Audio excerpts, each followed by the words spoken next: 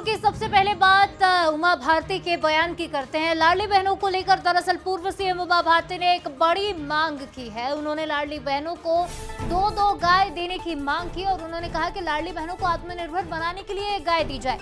तो 29 अक्टूबर को विराट गौ संवर्धन संकल्प सभा होने वाली है और इससे पहले उमा भारती ने यह बड़ी मांग रखी है। तो आत्मनिर्भर भारत की दिशा में बड़ा कदम है। गौ उत्पादों को सरकार सब्सिडी दे, ये उन्होंने मांग रखी है। आपको बता दें पूर्व सीएम उमा भारती ने ये बड़ा बयान दिया। आत्मनिर्भर भारत की दिशा में बड़ा कदम, सब्सिडी दी जानी चाहिए गौ उत्पादों को ताकि उनको प्रोत्साहन मिले गायों की देखभाल के लिए, और साथ ही साथ लाडली बहनों को दो गाय दे जाने की भी उन्होंने मांग रखी है। मेरी ज़िंदगी का सबसे सुंदर मुकाम आ गया। तो गोपाष्टमी को हम गौ संवर्धन अभियान का प्रारंभ करेंगे और किसान इसको आगे चलाएंगे 1.5 साल तक, क्योंकि मध्य प्रदेश पहले ही इसमें आगे आ चुका है। 29 तारीख को गोपाष्टमी पर गौ का कार्यक्रम है। उसमें मैंने उन किसानों को आमंत्रित किया है जो गौवंश पर आधारित खेती कर रहे हैं, और गाय को पालने के लिए अब नई ज़मीन लेनी पड़ेगी, क्योंकि किसानों के घर के आसपास ज़मीनें बची नहीं हैं। तो ग्राम पंचायत की जो ज़मीनें पड़ी होती हैं वहाँ एक किसान को गाय की संख्या के अनुरूप टीन शेड बनाने, टीन उसी को बनाना होगा। टीन शेड किसान को जगह मिल जाएगी कि आप यहाँ रखिए गाय को, घर में नहीं रख सकते। और जो पंचायत को राशि जा रही है उसमें से गौ पालकों को ईयर मार्क करके कि इतनी गाय पे इतना एक गौ पालक मतलब चरवाहा लगेगा, जो उस हिसाब से उनको राशि दी जाए महीने भर की कितनी और कितने गौ पालक होंगे। मान लीजिए 3 गौ पालक हैं तो 30,000 रुपये महीना, 10,000 रुपये महीना उनको मिला करें। ऐसे बच रही गाय। तो ऐसे इसी प्रकार से जो लाडली बहना योजना है। और चलिए इस खबर पर ज्यादा बातचीत करेंगे। हमारे साथ एग्जीक्यूटिव एडिटर मनोज सैनी सीधे लाइव जुड़ रहे हैं। मनोज जी, गौ संवर्धन सभा होने जा रही है और उससे पहले इतनी बड़ी मांग करना, क्या मायने निकाले जाए इस मांग के?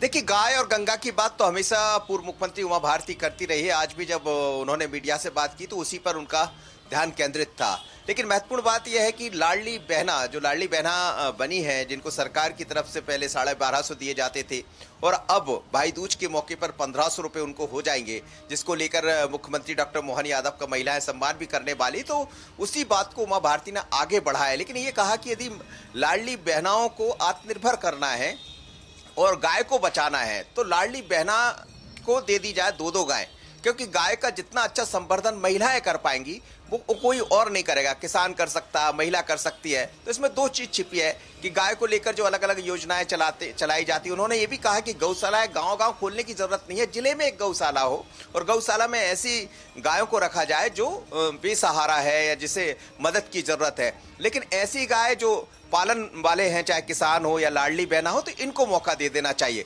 गोपाष्टमी के मौके पर 29 अक्टूबर को एक बड़ा कार्यक्रम, बड़ा संकल्प लेने वाली जो 1.5 साल तक लगातार चलेगा, जिसमें गायों के संवर्धन को लेकर बात होगी, गाय को और कैसे बेहतर किया जाए, कैसे आत्मनिर्भर किसान को किया जाए, इन सब पर बात होगी, जिसमें किसानों को जोड़ा जाएगा, महिलाओं को जोड़ा जाएगा। तो आज इसी बात को लेकर पूर्व मुख्यमंत्री ने अपनी बात कही है।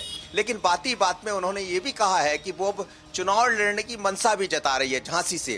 कह रही कि यदि सरकार मेरे ऊपर पार्टी भारतीय जनता पार्टी यदि विश्वास करती है, टिकट देती है, तो मैं चुनाव भी लड़ना चाहूंगी। तो चुनाव की बात भी की है, गाय और गंगा की बात भी की है, लेकिन लगातार इस तरह के अभियान की बात करती रहती है। एक बार फिर वही बात कही, लेकिन महत्वपूर्ण बात यह है कि लाडली बहनों को 2 गाय दे दी जाए ताकि वो आत्मनिर्भर हो जाए। ये उन्होंने अपनी तरफ से सरकार को सलाह निश्चित ही। और जैसे कि आपने कहा मनोज जी कि गाय और गंगा की बात वो हमेशा कहती रही हैं, एक बार फिर से उन्होंने कहकर एक बार फिर से उसको चर्चाओं में ले आए हैं और आत्मनिर्भर बनाने की दिशा में महिलाओं को, लाडली बहनाओं को, उस दिशा में भी उन्होंने ये बड़ी पहल की। अब देखना होगा कि सरकार क्या उनकी मांग को स्वीकार करती है और क्या इस दिशा में कदम उठाती है। बहुत बहुत शुक्रिया आपका इस पूरी जानकारी के लिए, बातचीत करने के लिए।